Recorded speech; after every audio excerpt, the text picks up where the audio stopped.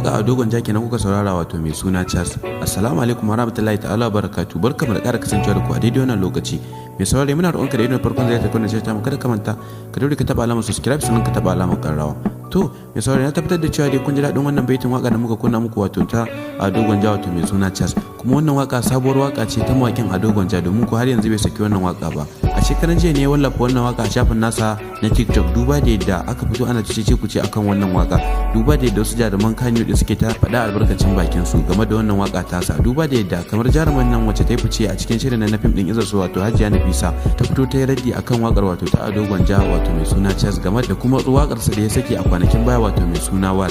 To mai saurare ku bi mu cikin bidiyon na karshe domin zamu kunna muku guji daga bakin wato Hajiya Nafisa jaruman nan wato a cikin shirin fim din Izarsu wacce aka fi sani da Aisha Najamu.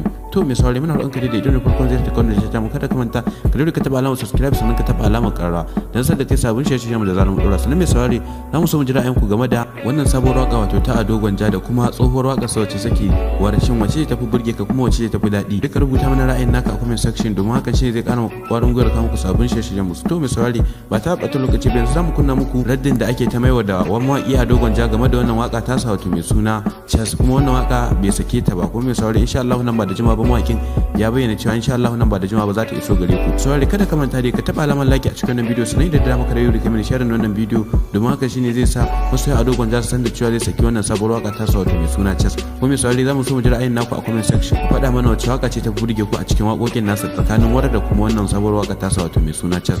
To mai saurare ba ta bata lokaci ba yanzu ga bidiyon jaruman nan wato Aisha Najamu da ta tofa albarkacin bakinta game da wannan sabuwar waka wato mai suna Chas wacce Ado Gwanja zai saki. To mai saurare sai ku gyara zama ba ta bata lokaci ba ga bidiyon na wato jarumar. To mai saurare bismillah.